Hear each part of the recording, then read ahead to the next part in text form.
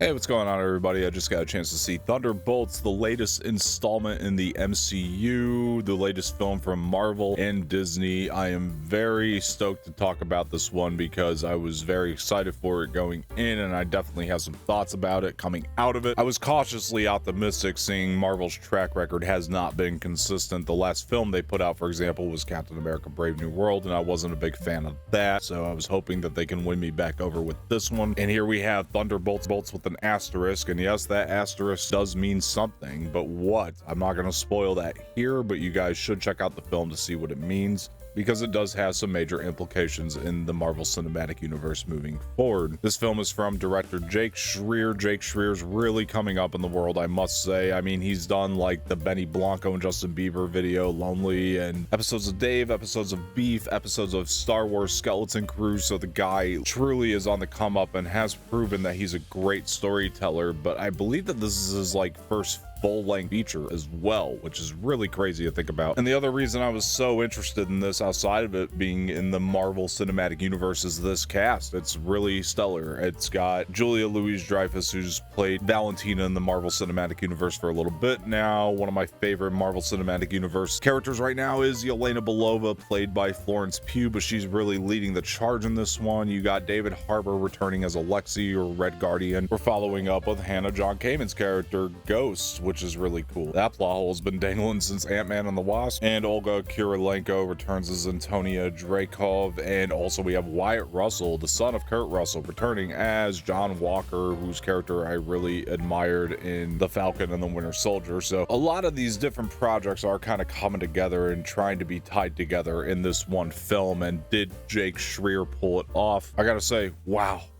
this is excellent. I really enjoyed this movie. I thought that this was one of the better MCU movies in recent years, for sure. Not going to say it's better than Guardians 3 or Spider-Man No Way Home. Damn, it's really, really good. I mean, it's definitely in that top half, I believe, of MCU projects if I were to rank them all. I mean, it's really, really that good. And I think it was just the breath of fresh air that this franchise really needed. I think it really kind of zigs where you think it's going to zag, which is really interesting about it. Not in like a that's shocking kind of way, or oh, they're just doing this as a twist or for shock value. It's more or less like it's just taking bold storytelling decisions and storytelling routes and not beating you over the head with them, but just naturally weaving it into the story, which I really enjoyed. I thought Jake Schreier just handled that aspect of it incredibly well. I could see why they were marketing this as sort of an artsier film, because it actually kind of is. Like, there's a little bit more thought put into the third act. It's not just like a big action sequence. There's a lot of action in the movie, and a lot of it is fun and done really well, and also just has meaning behind it, which is just far more bold than I was expecting this movie to be. It's funny, the jokes are there, the MCU humor is still placed in there, and it feels consistent with some of the better MCU projects. The jokes don't feel forced, they feel natural again, which I really enjoyed. I thought the ensemble had great chemistry, although I think one or two of them maybe could have been developed a little bit better. They were really great working together. I do want to see more of these characters, and this movie gives you good reason to want to see more of these characters in action. It also has this really great allegory for mental health and depression weaved in there, and it really actually plays quite emotionally and quite more tragic than I thought it would in this movie. Like, there are elements of this that are just symbolic of real life struggles, and you kind of have to pick those out as you're watching the film, but I think that once you do, you're gonna go, whoa, that was really, really well thought out, and this movie actually had its own story to tell. Like, it wasn't just there to make fun of prior projects. Nothing against Deadpool and Wolverine, that was a fun movie and I had a blast with it, but this was actually like a well thought out,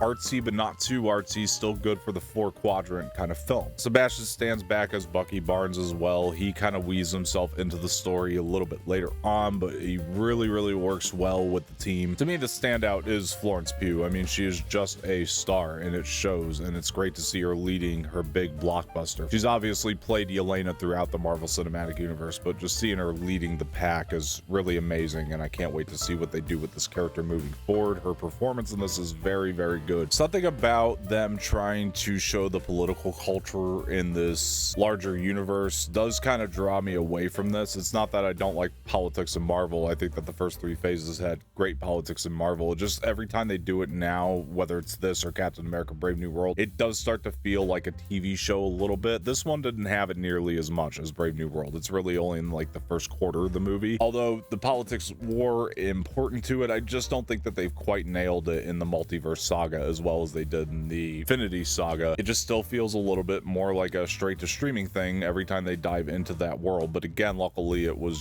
backed off of a little bit more, and this did feel like a film. It didn't just feel like a straight to streaming movie. It felt like an actual true to form blockbuster, while also having elements that are like smaller. Like you could tell that they probably didn't spend as much on this project as some of the other ones, and if they did, they didn't overdo the CGI in this movie. It didn't become this CGI mess. A lot of the action is actually very street level. It feels a little bit more grounded, and I really enjoyed that as well. Guys, I really like Thunderbolts despite some of my minor issues. I do think that the MCU still needs to overcome some of these like bumpier areas that they are dealing with, but they are getting better about it, and they're actually smoothing a lot of things over with this one. If you want to see a really fun blockbuster but actually has meaning behind it and is very well thought out and surprises you emotionally, then Thunderbolts is one to go see. I do recommend it. It has major implications on the Marvel Cinematic Universe moving forward, and that's another great reason to go see it. I mean, if you're invested in this universe already and you want to see where things are going, then definitely check this one out. It does have those important elements to it as well. Well, thank you guys for joining this review. My name is Dom. If you like what you saw here today, you want to see more, please like the video, subscribe to the channel, leave some feedback in the comment section, share this with your friends, and hit the bell for notifications. It's always much appreciated. Hope you guys have a wonderful day, and I will talk to you guys